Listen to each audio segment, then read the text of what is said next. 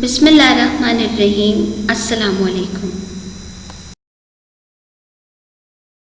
اقرا حفاظ secondary schools Peshawar zone, امید ہے کہ آپ سب خیر و عافیت سے ہوں گے اور آن لائن تدریس سے بھرپور فائدہ حاصل کرتے ہوئے اپنے نصابی کام کو مکمل کر رہے ہوں گے۔ جماعت ناہم مضمون اردو میں آج سبق نمبر 9، جس کا عنوان ہے آرام و سکون، جس کے مصنف ہیں سید امتیاز علی تاج۔ سب سے پہلے ہم مصنف کے بارے میں جانیں گے۔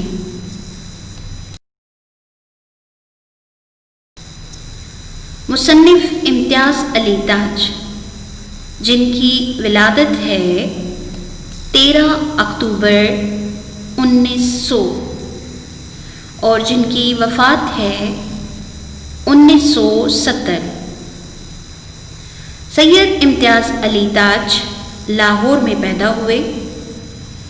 آپ کے والد کا نام شمس العلماء مولوی ممتاز علی، جبکہ آپ کی والدہ کا نام محمدی بیگم تھا۔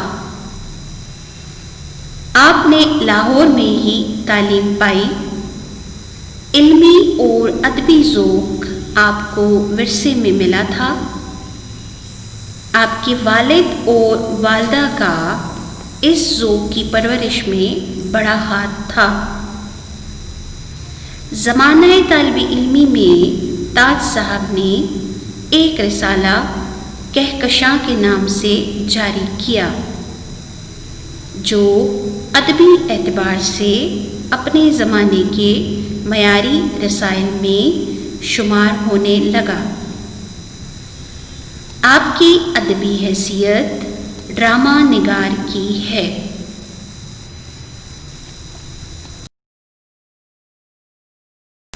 آپ گورنمنٹ کالج لاہور کی ڈرامیٹک سوسائٹی کے سرگرم رکن تھے۔ اسی وجہ سے آپ کو ڈرامے سے بہت دلچسپی پیدا ہو گئی۔ آپ نے انگریزی ڈرامے کا بغور مطالعہ کیا اور اس کے فنی امور سے آگاہی حاصل کی۔ پھر آپ ڈرامے ہی کے ہو کر رہ گئے۔ 22 سال کی عمر میں آپ نے مشہور ڈرامہ انارکلی لکھا۔ یہ ڈرامہ اردو کی تاریخ میں سنگ میل کی حیثیت رکھتا ہے۔ یہ ڈرامہ ایک رومانوی المیہ ہے اور اس کا معیار مغربی ڈراموں سے کم نہیں۔ تاج صاحب بہت بڑے ڈرامہ نگار اور ڈرامے کے نقاد ہیں۔ آپ نے کئی ناولوں اور ڈراموں اور افسانوں کے ترجمے بھی کیے۔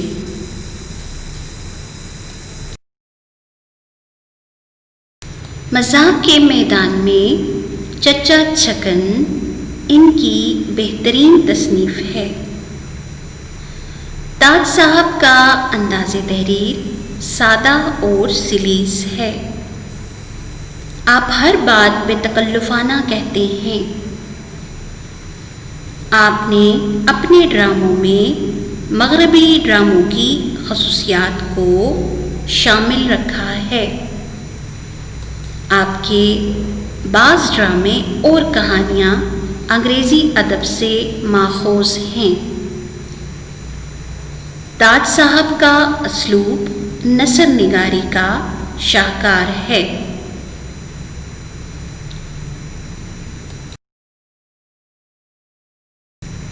صفحہ نمبر 71 پر امتیاز علی تاج کا حوالہ موجود ہے۔ آپ حوالہ کا مطالعہ کریں اور معروضی سوالات تیار کریں۔ سبق آرام و سکون، آئیے سبق کا مطالعہ کرتے ہیں۔ سب سے پہلے سبق کے اہم نکات۔ یہ سبق نثری اعتبار سے ڈرامہ ہے۔ گزشتہ ویڈیو میں آپ کو بتایا گیا کہ ڈرامہ کسے کہتے ہیں۔ مصنف کی ادبی حیثیت ڈرامہ نگار کی ہے اور یہ ڈرامہ امتیاز علی تاج کے یک بابی ڈرامے کی تصنیف سے لیا گیا ہے۔ اس سبق میں مصنف نے اس ڈرامے میں مصنف نے مرکزی کردار اشفاق صاحب کا ذکر کرتے ہوئے کہا، اشفاق صاحب جو دفتر میں زیادہ کام کرنے کی وجہ سے بیمار ہو گئے تھے اور ڈاکٹر نے ان کو آرام و سکون کا علاج تجویز کیا، یعنی کسی دوا کی ضرورت نہیں تھی ان کو صرف سکون کی ضرورت تھی، مگر صاحب خانہ کو گھر میں آرام و سکون نہ مل سکا۔ اس کی وجہ یہ تھی کہ ان کی بیگم صاحبہ تیمارداری کے اصولوں اور انسانی نفسیات سے ناواقف تھیں۔ اسی وجہ سے مصنف نے آخر میں گھر کے نسبت دفتر کو آرام و سکون کے لیے تجویز کیا۔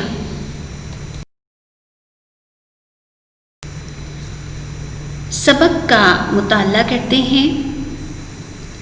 ڈرامہ آرام و سکون میں جن کرداروں کا ذکر ہے ان میں صاحب خانہ، ان کی بیوی، ڈاکٹر اور نوکر للو کا ذکر ملے گا۔ چونکہ یہ ڈرامہ ہے اس لیے یہ مکالمے کے انداز میں لکھا گیا ہے اور اسے مکالمے کے ہی انداز میں پڑھا جائے گا۔ ڈرامہ آرام و سکون میں ڈاکٹر کہہ رہے ہیں کہ جی نہیں بیگم صاحبہ، تردد یعنی فکر یا اندیشے کی کوئی بات نہیں، میں نے بہت اچھی طرح معائنہ یعنی کہ مریض کو دیکھ لیا ہے، ان کا چیک اپ کر لیا ہے، ان کو صرف تھکن سے حرارت یعنی بخار ہو گیا ہے۔ ان دنوں آپ کے شوہر غالباً کام بہت زیادہ کرتے ہیں۔ صاحب خانہ کی بیوی کہتی ہیں کہ ڈاکٹر صاحب ان دنوں کیا، ان کا تو ہمیشہ سے یہی حال ہے، صبح 10 بجے دفتر جا کر شام 7 بجے سے پہلے کبھی واپس نہیں آتے۔ ڈاکٹر نے کہا، جبھی تو میرے خیال میں انہیں دوا سے زیادہ آرام و سکون کی ضرورت ہے۔ کاروبار کی پریشانیاں الجھنیں بھلا کر ایک ہی روز آرام و سکون میں گزارا تو طبیعت انشاءاللہ بحال ہو جائے گی، یعنی ٹھیک ہو جائیں گے۔ بیوی کہتی ہے، 20 مرتبہ کہہ چکی ہوں، یعنی 20 مرتبہ کہہ چکی ہوں کہ اتنا کام نہ کیا کرو، نصیب دشمنا یعنی دشمن کو نصیب ہو، اگر صحت سے ہاتھ دھو بیٹھو گے تو خاک اثر نہیں ہوتا، مگر کہہ رہی ہیں کہ ان پر خاک اثر نہیں ہوتا، یہ ہمیشہ یہ کہہ دیتے ہیں کہ کیا کیا جائے، ان دنوں کام زیادہ زور پر ہے۔ الغرض ڈاکٹر صاحب اشفاق صاحب کو صرف اور صرف آرام و سکون کی تاکید کرتے ہیں اور ان کی بیوی کو یہ کہتے ہیں کہ مریض کے کمرے میں کسی قسم کا کوئی شور و غل نہیں ہونا چاہیے۔ اس طرح سے ان کے اعصاب کہتے ہیں وہ باریک ریشے جو دماغ اور حرام مغز سے نکل کر تمام جسم میں پھیلے ہوتے ہیں، وہ اعصاب ہوتے ہیں۔ تو ڈاکٹر صاحب کہہ رہے ہیں کہ ان کے اعصاب پر برا اثر پڑے گا، یعنی کہ مضر اثر پڑے گا، ان کو نقصان پہنچے گا، ضرر پہنچے گا۔ تو اگر آرام و سکون ہوگا تو ایک دن کے اندر ہی اشفاق صاحب کی طبیعت ٹھیک ہو جائے گی، کیونکہ خاموشی اعصاب کو تقویت بخشتی ہے۔ بیوی ڈاکٹر صاحب کو یہ اطمینان دلاتی ہے کہ انشاءاللہ ان کے کمرے میں پرندہ بھی پر نہ مارے گا۔ اتنے میں ملازم للو آتا ہے تو بیوی اسے یہ کہتی ہے کہ ڈاکٹر صاحب کا بیگ اٹھا لو، اور وہ ڈاکٹر صاحب کے ساتھ چلا جاتا ہے۔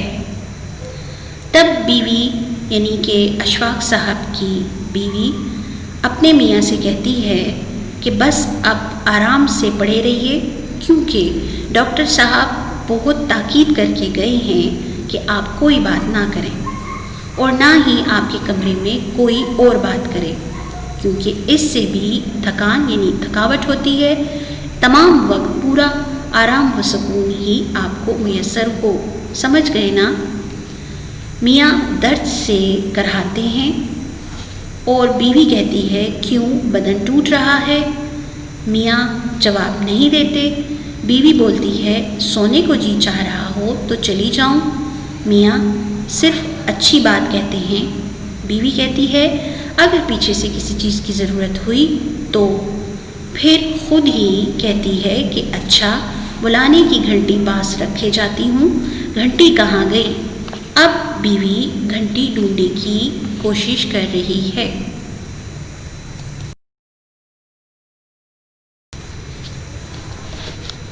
اللہ جانے یہ کون اللہ مارا میری چیزوں کو الٹ پلٹ کر دیتا ہے۔ اتنے میں دروازے پر کنڈی کی آواز آتی ہے۔ بیوی وہیں سے چلا کر کہتی ہے کون ہے یہ نامراد؟ ارے للو دیکھو۔ بیوی یہ کون کواڑ یعنی کہ دروازہ توڑے ڈال رہا ہے؟ للو دور ہی سے آواز لگاتا ہے سکا ہے بیوی جی۔ سکا پانی لانے یا پانی پلانے والے کو کہتے ہیں۔ سکا کے لیے ماشکی والے کا لفظ بھی استعمال کیا جاتا ہے۔ بیوی کہتی ہے سکا گھر میں بہرے بستے ہیں کیا؟ کمبخت اس زور سے کنڈی کھٹکھٹاتا ہے، اللہ ماروں کو اتنا خیال بھی نہیں آتا کہ گھر میں کوئی بیمار پڑا ہے۔ ڈاکٹر نے تاکید کر رکھی ہے کہ شور و غل نہ ہونے پائے، اور اس سے کہو یہ کیا وقت ہے پانی لانے کا؟ اچھی خاصی دوپہر ہونے کو آ گئی ہے، کل سے اتنی دیر میں آیا تو نوکری سے الگ کر دوں گی۔ میں نامراد کو 20 مرتبہ کہلا چکی ہوں کہ صبح سویرے ہو جایا کرے۔ کان پر جوں ہی نہیں رینگتی۔ کان پر جوں نہ رینگنا محاورہ ہے، اس کا مطلب ہے کہنا نہ ماننا یا کسی بات کا اثر نہ لینا۔ میاں کہتے ہیں ارے بھائی اب بخشو اسے۔ بیوی بخشوں کیسے؟ ذرا طرح دو یعنی ذرا ڈھیل دو تو یہ لوگ سر پر سوار ہو جاتے ہیں۔ میاں درد سے کراتے ہیں۔ بیوی کیوں زیادہ درد محسوس ہو رہا ہے؟ میاں بیوی للو سے کہوں آ کر دبا دے؟ میاں اوہو۔ بیوی یہ دیکھو یہاں انگیٹھی پر رکھی ہے۔ گھنٹی اب بیوی کو مل چکی ہے۔ انگیٹھی کا مطلب ہے آگ رکھنے کی جگہ یا آگ رکھنے کا برتن۔ آپ بتائیں آپ سے آگ آ گئی یہاں؟ پاؤں تھے اس کے؟ یہ سب حرکتیں اس للو کی ہیں۔ کمبخت نے قسم کھا رکھی ہے کہ کبھی کوئی چیز ٹھکانے پر رہنے نہ دے گا۔ اللہ جانے یہ نامراد میری چیزوں کو ہاتھ لگاتا کیوں ہے؟ پھر وہ للو کو آواز دیتی ہیں۔ میاں ارے بھائی کیوں ناحق غل یعنی کہ شور مچا رہی ہو؟ گھنٹی رات میں نے خود میز سے اٹھا کر انگیٹھی پر رکھ دی تھی۔ پھر وہ درد سے کراہتے ہیں۔ بیوی بولتی ہے تم نے اے ہے وہ کیوں؟ میاں کہتے ہیں ننا بار بار بجائے جا رہا تھا اور میرا دم الجھنے لگا تھا۔ ملازم آتا ہے اتنے میں اور آ کر کہتا ہے مجھے بلایا بیوی جی؟ بیوی کہتی ہیں کم بخت اتنی دیر سے آوازیں دے رہی ہوں، کہاں مر گیا تھا؟ للو جواب دیتا ہے آپ نے ریٹھے کوٹنے کو کہا تھا۔ ریٹھے کہتے ہیں ایک قسم کے درخت کا پھل ہے جو کہ سخت ہوتا ہے۔ تو للو کہتا ہے کہ میں ریٹھے ہی گودام میں ڈھونڈ رہا تھا۔ میاں درد سے کرا رہے ہیں۔ بیوی کہتی ہے کہ صبح سویرے کہا تھا کمبخت تجھے اب تک ریٹھے نہیں ملے۔ ملازم جواب دیتا ہے کہ مہلت بھی ملے، یعنی مجھے کام سے فرصت تو ملے، میں ادھر گودام جاتا ہوں اور ادھر کوئی بلا لیتا ہے۔ بیوی کہتی ہے ہاں بڑا کام رہتا ہے نا بیچارے کو، سر کھجانے کی فرصت نہیں ملتی۔ سر کھجانے کی فرصت محاورہ ہے، یعنی بہت مصروف ہونا۔ بھاگ یہاں سے، نکل جا کر ریٹھے ڈھونڈ۔ ملازم واپس چلا جاتا ہے۔ بیوی کہتی ہے تو یہ گھنٹی یہاں تمہارے سرہانے رکھ جاتی ہوں۔ میاں درد سے کراہتے ہوئے کہتا ہے کہ کواڑ یعنی دروازہ بند کر کے جانا۔ بیوی پیچھے اکیلے میں جی تو نہ گھبرائے گا تمہارا؟ میاں کہتے ہیں تنگ آ کر کہ نہیں بابا نہیں۔ بیوی کہتی ہے ارے ہاں یہ تو میں نے دیکھا ہی نہیں، ڈاکٹر صاحب کھانے کے لیے کیا کیا چیزیں لکھ گئے ہیں، کہاں گیا ان کا لکھا ہوا کاغذ؟ اے لو یہ نیچے پڑا ہوا ہے، ابھی کہیں کوڑے میں چلا جاتا تو؟ مالٹڈ ملک یعنی نارنگی کا رس، سابودانے کی کھیر۔ سابودانہ یہ ایک قسم کا دانہ ہے جو ساگو کے تنے سے نکالا جاتا ہے اور مریضوں کو کھلایا جاتا ہے۔ یہ نرم غذا ہوتی ہے۔ سابودانے کی کھیر یخنی کیا تیار کرا دوں اس وقت کے لیے؟ میاں کہتا ہے جو جی چاہے۔ بیوی اس میں میرے جی چاہنے کا کیا سوال، کھانا آپ کو ہے یا مجھ کو؟ میاں سابودانہ بنا دینا تھوڑا سا۔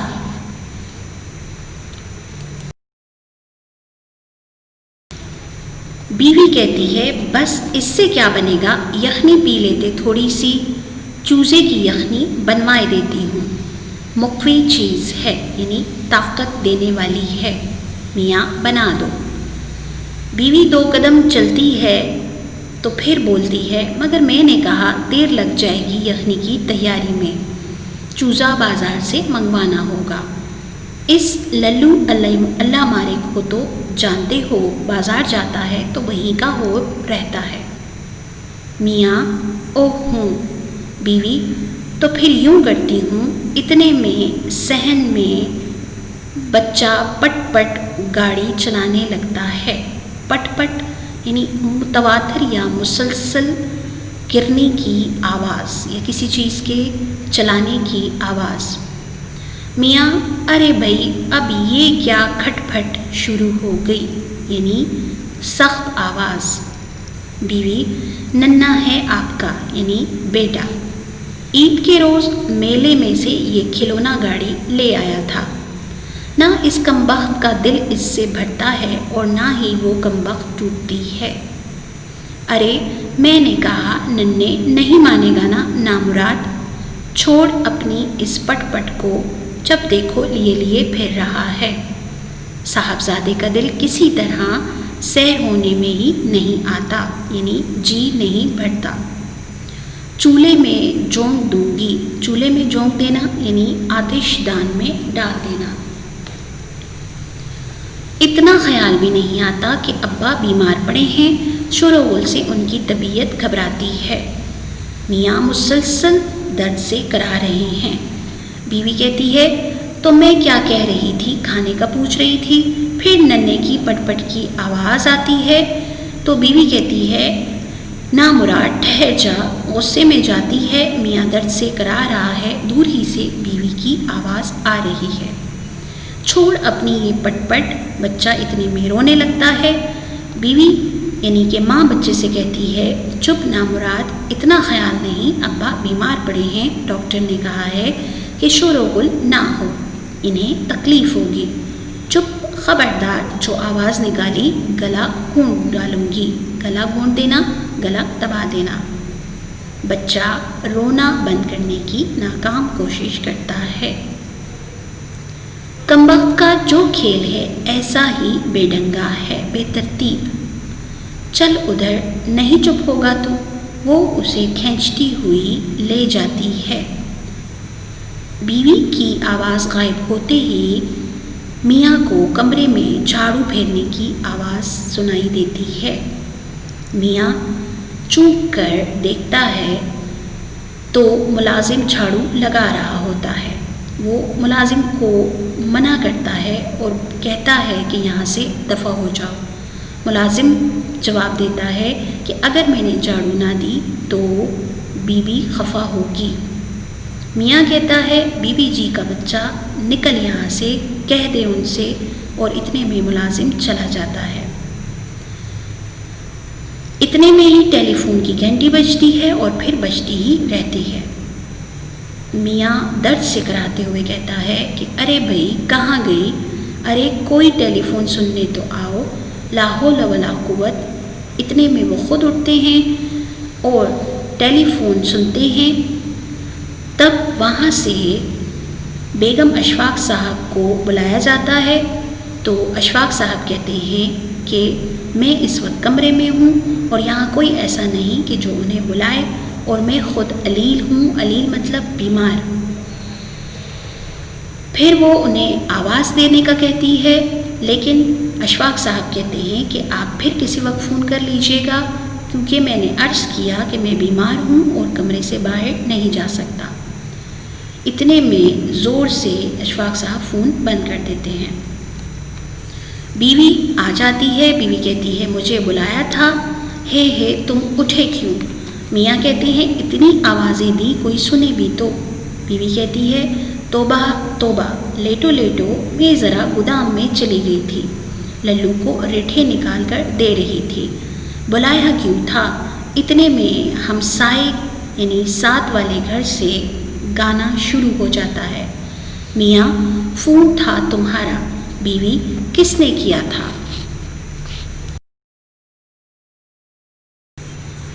میاں کہتے ہیں کہ ہوگا کوئی، اب مجھے کیا پتا۔ بیوی کہتی ہے کہ جب اٹھ ہی کھڑے ہوئے تھے تو نام پوچھ لینا کوئی گناہ تھا؟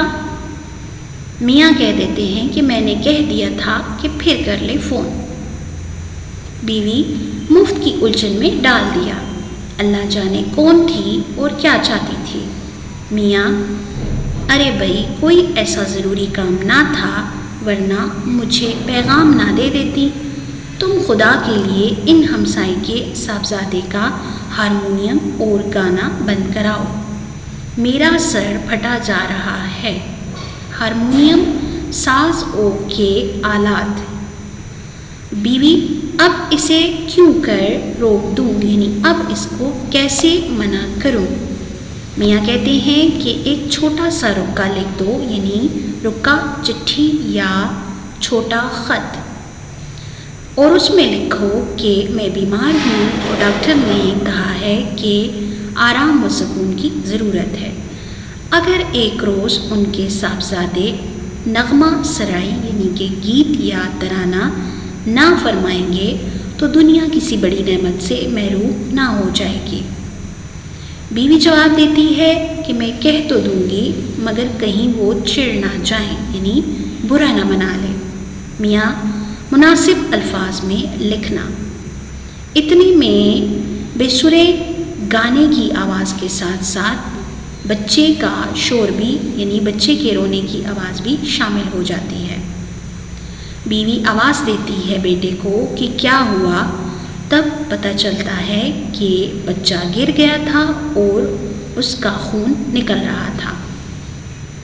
میاں درد سے کراتے ہوئے کہتے ہیں کہ یک نہ شد دو شد، یعنی ایک مصیبت کے بعد دوسری مصیبت کا آ جانا۔ بیوی جواب دیتی ہے کہ آپ تو بوکھلا دیتے ہیں انسان کو، دیکھ رہے ہیں کہ میں خط لکھ رہی ہوں، بچے کو کیسے چپ کرا سکتی ہوں؟ بچے کو وہیں سے آواز دیتے ہوئے بولتی ہے کہ نامراد چپ ہو جا، خون نکل آیا تو کیا قیامت آ گئی؟ ابھی آ رہی ہوں، 2 سطریں لکھ لوں۔ میاں درد سے مسلسل کرا رہے ہیں۔ بیوی کو کہتے ہیں ختم نہیں ہوا خط، جانے کیا دفتر لکھنے بیٹھ گئی ہو۔ دفتر یعنی حساب کتاب کے کاغذات۔ بیوی ابھی ختم ہوا جاتا ہے۔ اس تمام آوازوں میں یعنی شور میں ایک اور آواز بھی شامل ہو جاتی ہے، اور وہ آواز ہوتی ہے گلی میں فقیر کی۔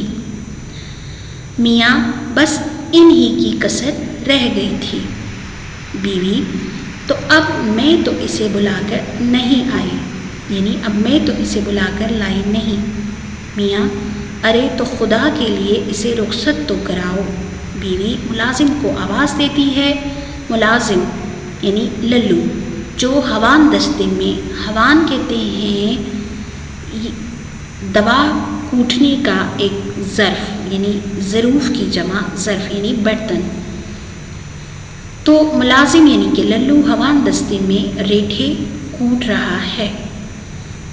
اب مختلف قسم کی آوازیں ہیں، جن میں بے سرے گانے کی، بچے کے رونے کی، فقیر کی صدا کی، اور ہوان دستے کی دھمک۔ دھمک کہتے ہیں وہ سخت آواز جو دماغ کو پہنچے۔ میاں ہائے توبہ توبہ ہائے۔ بیوی ارے نامراد ریٹے پھر کوٹ لینا، پہلے اس فقیر کو رخصت تو کر دے۔ للو ریٹھے کوٹ رہا ہے، اس لیے اسے بیگم کی یعنی بیوی کی آواز سنائی نہیں دیتی۔ میاں جلدی جلدی درد سے کراہتا ہوا گھبرا کر اٹھ جاتے ہیں، اور اٹھتے ہی بیوی سے کہتے ہیں کہ میری ٹوپی اور شیروانی دینا۔ بیوی ٹوپی اور شیروانی کیوں؟ میاں ہاں میں دفتر جا رہا ہوں، اور ابھی دفتر جا رہا ہوں۔ بیوی ہے وہ کیوں؟ میاں آرام اور سکون کے لیے۔ جی بچوں، اس سبق میں مصنف نے انتہائی دلچسپی کے ساتھ ایک مقصد بھی بیان کیا ہے، جس میں انہوں نے ہمیں یہ سمجھانے کی کوشش کی ہے کہ گھر کے اندر آرام و سکون کا ماحول قائم رکھنا چاہیے۔ خاص طور پر جب کوئی بیمار ہو تو اس کی تیمارداری اچھے طریقے سے کرنی چاہیے، اس کے آرام و سکون کا خیال رکھنا چاہیے تاکہ اسے ذہنی سکون پہنچے۔ گھر کا ماحول پرسکون اور خوشگوار رکھنا چاہیے۔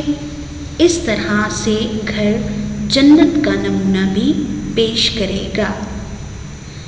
لیکن اگر انسان بیمار ہو یا تھکا ہارا گھر آئے اور اسے گھر میں آرام و سکون نہ ملے تو وہ گھر دوزخ بن جاتا ہے۔ جس طرح اس ڈرامے میں صاحب خانہ یعنی اشفاق صاحب کو طبیب نے آرام و سکون کی ہدایت کی تھی، لیکن انہیں گھر میں شور کی وجہ سے آرام و سکون نہ مل سکا اور وہ دفتر چلے گئے۔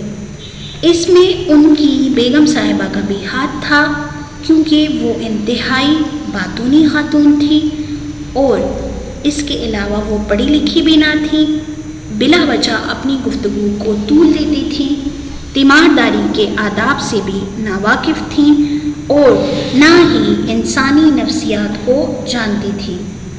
نظم و ضبط کی کمی بھی تھی، کیونکہ اگر ان کا ہر کام منظم طریقے سے ہوتا تو ان کا شوہر پریشان نہ ہوتا، اور نہ ہی وہ گھر کے نسبت دفتر کو آرام و سکون کے لیے بہتر سمجھتا۔ امید ہے کہ آپ کو درس کی اچھی طرح سمجھ آ گئی ہوگی۔ اسی طرح اب آپ نے درس کے معروضی سوالات تیار کرنے ہیں۔ جی، گھر کے کام میں آپ نے سب سے پہلے درس کا بہت مطالعہ کر کے اس میں معروضی سوالات کو تیار کرنا ہے، اور پھر ان کو یاد بھی کرنا ہے۔ اس کے بعد مشق میں سوال نمبر 5، 6، 8 کے جوابات لکھنے ہیں۔ اس کے علاوہ آپ کو بتاتے چلیں کہ تمام تحریری کام کے متعلقہ نوٹس آپ کو دیے جائیں گے۔